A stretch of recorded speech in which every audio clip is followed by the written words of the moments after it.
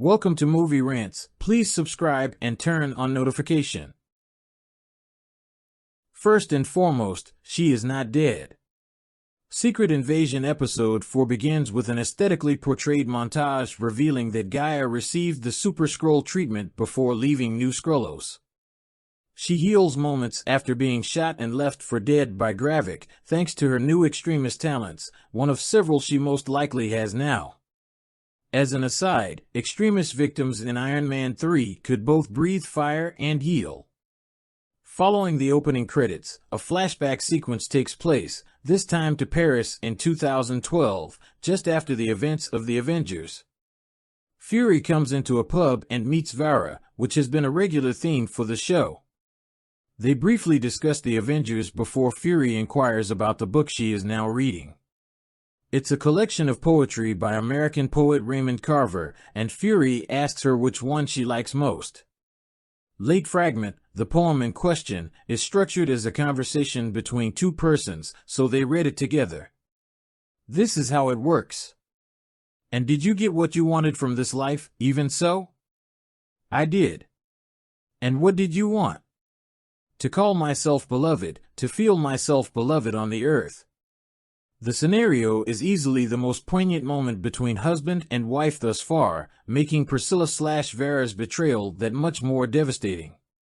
In the present day, Priscilla is seated in St. James Church when she is approached by Rhodey, who has now been revealed to be a Skrull rebel.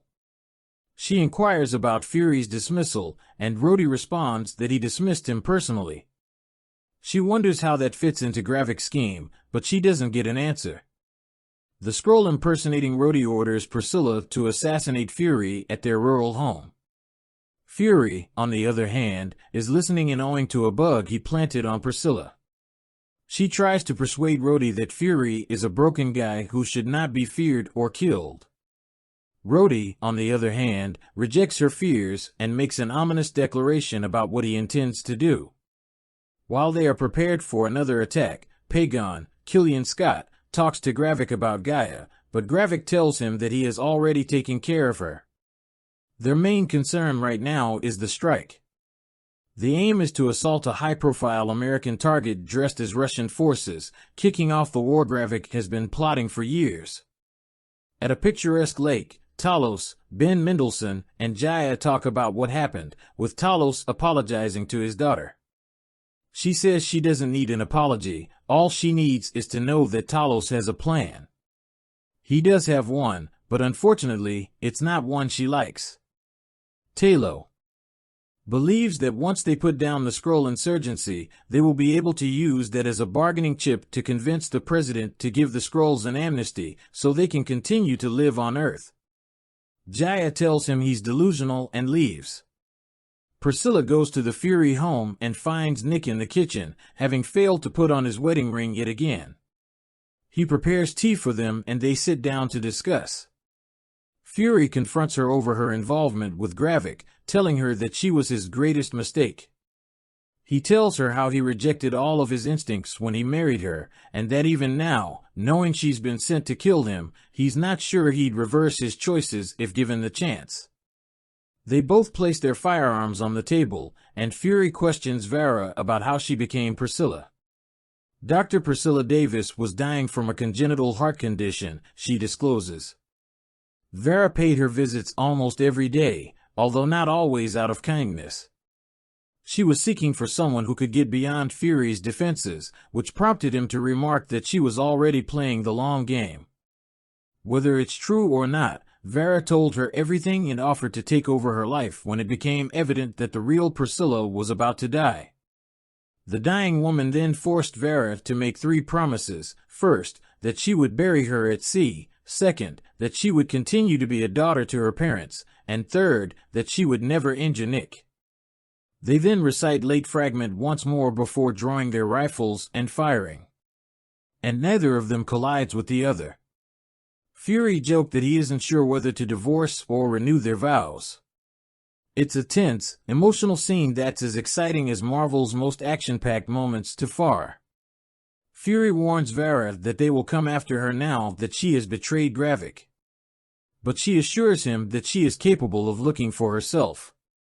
Varra asks Fury before leaving if he would have loved her if she had maintained her genuine self. He just responds, "Guess we'll never know." We learn at Rhodey's hotel suite that he is being impersonated by a female Skrull.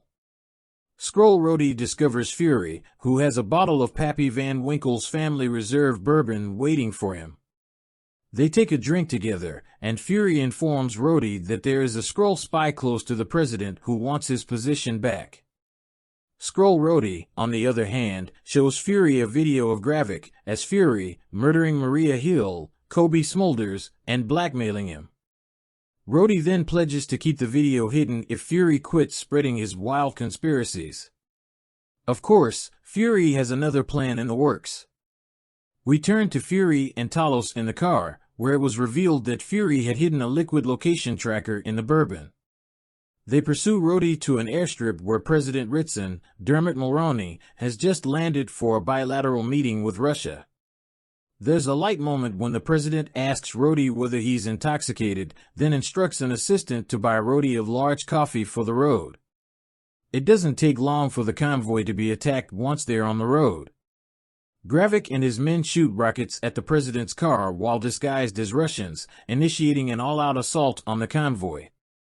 The president is knocked unconscious inside his automobile but survives, but Gravik goes on the attack, slaughtering the president's security. Fury and Talos arrive, but the combat has already begun. During the struggle, Gravik demonstrates more of his Super Skrull abilities, including exploiting Groot's ability to kill a guy while Fury and Talos urgently try to reach the president. British forces come and assist them in reaching the president's automobile, with Talos using his superhuman strength to break open the reinforced glass window.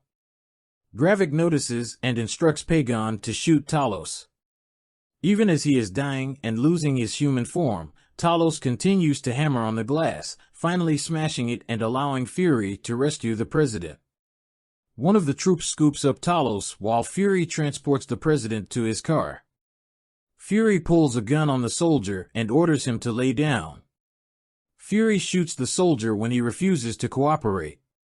The soldier then reverts to Gravik and stabs Talos. Screaming, Fury attempts to murder Gravik, but with his modifications, the Skrull commander heals instantaneously. The Skrull flee, and Fury is forced to flee once more, leaving behind the body of a loved one.